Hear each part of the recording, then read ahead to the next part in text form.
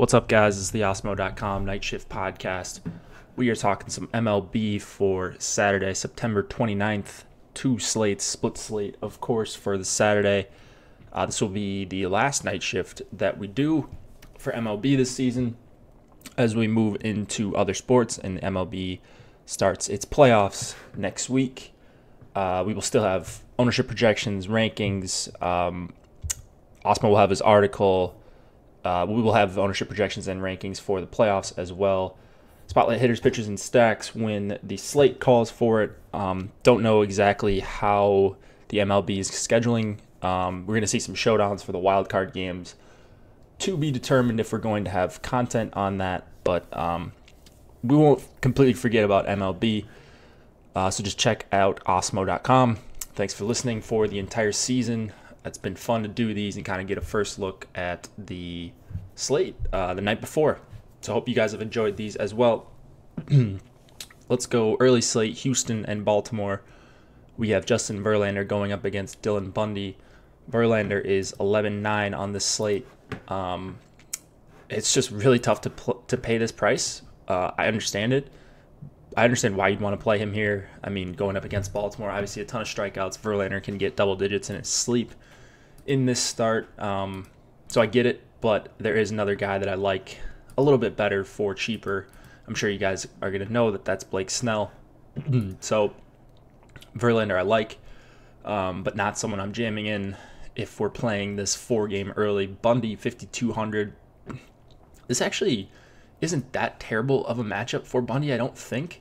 5.3 implied total against him, but bunch of righties, and I can see Bundy surviving this one. So I don't mind him as a punt. I mean, I prefer him over Dereck Rodríguez and Lorenzen for the Reds, and Baraki for that matter. So I think Bundy's going to be the guy I go to in this punt tier. I mean, he's fully stretched out. He can get a strikeout per inning here and go 90 to 100 pitches. Like, he does that basically every start, and you just got to hope the home runs he gives up are solo shots. And who knows, we may not even see the full Houston lineup here. So 5,200 for Bundy is a very fair price, I think. Dodgers and Giants, we have Clayton Kershaw going up against Dereck Rodríguez. Kershaw 9,200, very cheap here. I wonder if he's going to be able to go more than like 80 or 85 pitches here. 84 in his last start, through 6 innings. I mean, the 6 innings is fine, but if he's only going to be limited to 85 pitches or so, I'd rather pay up for a guy like Snell who can go 100, or Verlander if you can afford him. Obviously, that's a bit of a pricing difference, with Verlander being $2,700 more than Kershaw, but great park. Not really worried about anyone in the Giants lineup. On the Giants side, Dereck Rodríguez, 6,200. He's just got huge issues with lefty power. And really, I just don't think Rodríguez is a very good pitcher at all. And you look at what he's done on the season to lefties, 431 xFIP. That's at least respectable, but line drive rate is very high, 25%. And then a 41% hard hit rate, very, very little soft contact, under 20%. K rate against lefties, so he's going to get a healthy dose of them here. Grandal, Bellinger, Muncy, Jock, I like them all, just hate the park. And you're not getting a huge discount, so it's going to be tough to fit these guys in with like a Verlander unless you're getting down to Bundy, which I definitely will be trying to do. Pittsburgh and Cincinnati, Jameson Taillon going up against Michael Lorenzen. Taillon 8,800 on this slate. He's just kind of in an awkward pricing tier, one that I'm not really going to get to. So I don't really love bats against him. I think I will play some Scooter and some Scott Schebler if he's leading off for 3,800.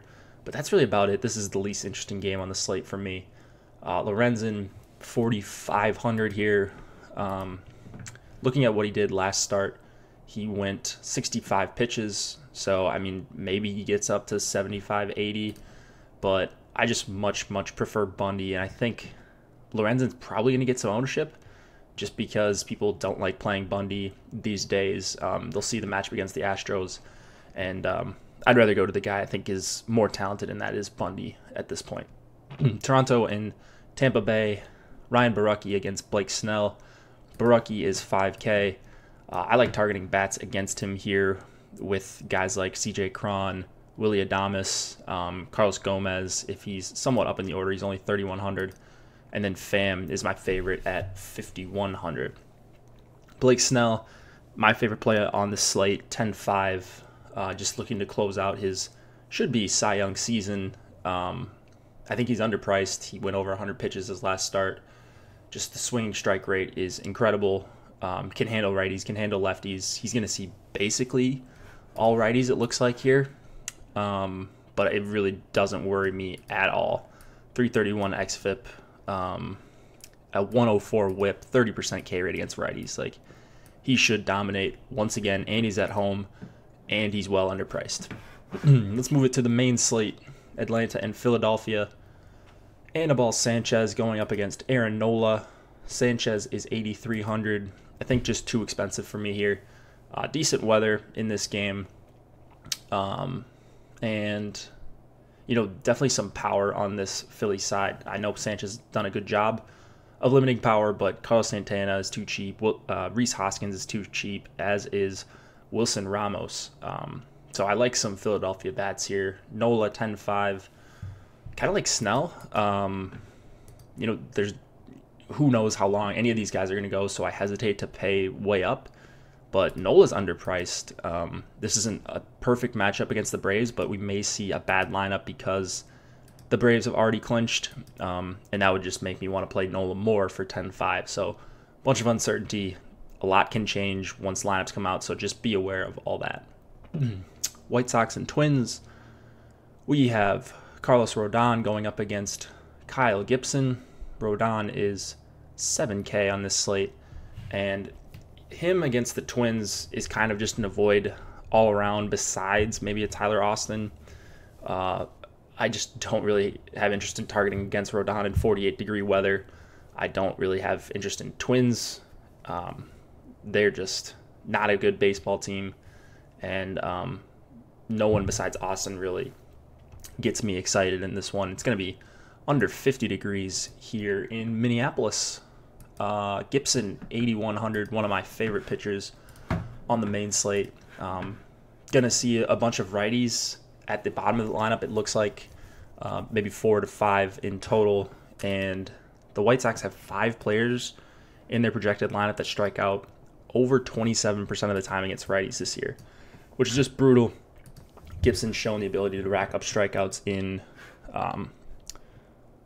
good strikeout matchups, like against Baltimore. He's had success against the White Sox. The run prevention has been an issue, but hard contact, it's going to take a really hard hit ball to do any damage in Minneapolis in this weather, and Gibson is only 8,100, so sign me up for a ton of Kyle Gibson. Detroit and Milwaukee, Daniel Norris going up against Wade Miley. Norris is 5,300. Miley is 6K. I actually don't hate either of these pitchers. I think I'd rather go with Wade Miley for 6K. He's actually not terrible, not even bad against righties. 378 xFIP for the season, under 35% hard contact, 16% K rate. Gets Detroit, who's obviously worse outside of Detroit, and this lineup is just really, really bad. Like, the only left in there is Christian Stewart, and then they also have Daniel Norris, but I do like Miley as a punt at this price point. Everyone seems kind of underpriced on this slate, it looks like. Bats in this game, I think if you're targeting a full stack, it's definitely the Brewers. I mean, Yelich, Kane, Aguilar, Hernan Perez if he's in. These guys are all firmly in play from the Milwaukee side. Miami and the New York Mets. Trevor Richards going up against Steven Matz. Richards coming off a really nice performance against the Reds. Put up 35 DraftKings points, 9 strikeouts in 7 innings. And I'm not saying he's going to get 35 again, but I think he could have somewhat of a repeat performance and get 23 to 60 K points. Richards just has that insane changeup, and he's going up against a team that certainly has some strikeouts. Frazier from the right side, righty. Brandon Nimmo in there striking out a ton lately, as is Dominic Smith. Plawecki doesn't strike out a ton, but you got the pitcher spot in there. Conforto hacks a ton, as does Jay Bruce. So I like Trevor Richards for 7,700. I think people will think he's overpriced, but I really like him here once again. I expect him to close out the season very strong. Steven Matz going for, he is going for the Mets. 6,700, seems to never get above this price. He's been one that's kind of been my kryptonite all year, coming off a rough start against the Nationals. But before that, 6 out of his last 7 starts before that start were double-digit swinging strike rates, going up against the Marlins in a big park. It is 73 degrees, so not super cool weather in New York, but I do have some interest in Matz. So I will be using both pitchers from this game. Not a ton of hitters on either side. Cleveland and Kansas City. Corey Kluber going up against Jake Junis. Kluber is 11K, coming off that really nice start against the White Sox. Well, actually 2 nice starts against the White Sox. 11 Ks in back-to-back. I think the Royals are a better team. They're a tougher matchup than the White Sox. And that's warmed up a little bit in Kansas City. Wind blowing out to left. Not that I'm worried about Kluber giving up a ton of power, but not a cupcake matchup from a strikeout perspective. And we know Cleveland has no reason to push Kluber here. So maybe an abbreviated outing. You're going to want to check up on that. I don't see anything that makes me not want to play him besides the 11K price tag. I'm really going to stick in this middle tier and maybe go up to Nola. I don't see myself getting to a ton of Kluber. Junis, 7,200 for him. I like the lefties if they roll out a normal lineup. For Cleveland, Junis has a 4.57 xFIP against lefties, 42% hard contact, under 19% K rate. I know he had that, I don't know if you want to call it a blip or just a good stretch there for a while, maybe at the end of August, but run prevention has still not been his thing. He's allowed at least 3 runs in each of his last 3 starts, gives up power, and you just cannot be giving up hard contact against Brantley, Lindor, Ramirez, Donaldson, Encarnacion, Alonso. All these guys are super respectable hitters, some on different levels than others, of course, but the swinging strikes have gone down for Junis as well, and then you've got that terrible KC bullpen behind Junis, so if they get to him, it could be a huge day for the Indians.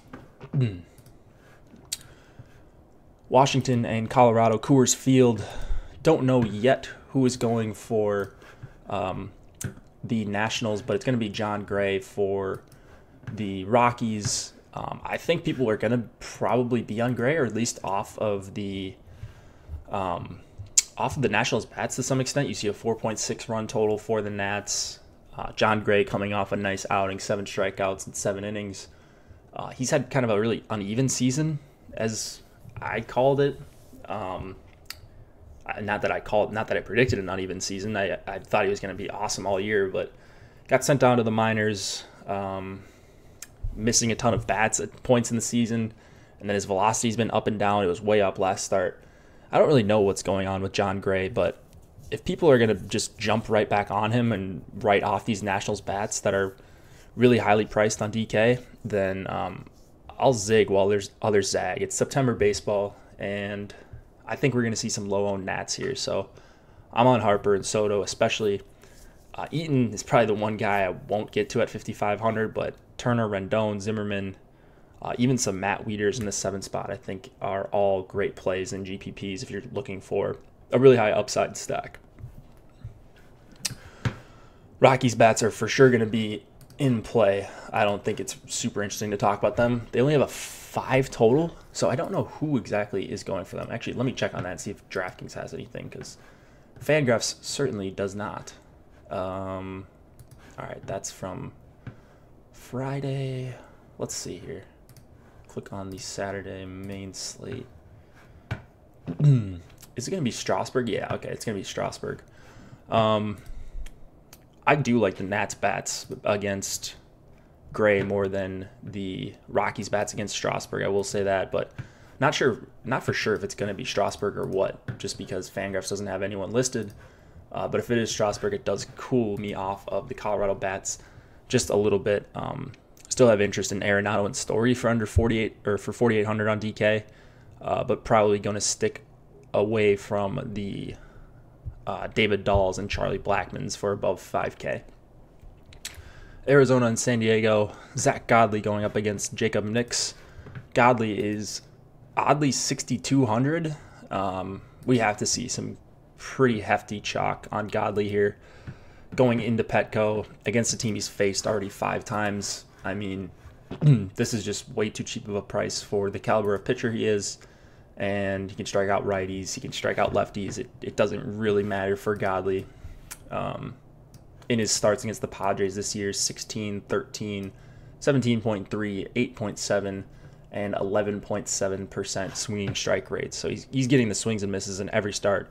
Hasn't been perfect in all of them, but he's hitting the mid-teens in swinging strike rate in a lot of his starts over the second half of the season. San Diego also leads the MLB in K percentage against righties, so all signs point to this being just a great matchup for Godley in a good pitcher's park. Jacob Nix is 4,200.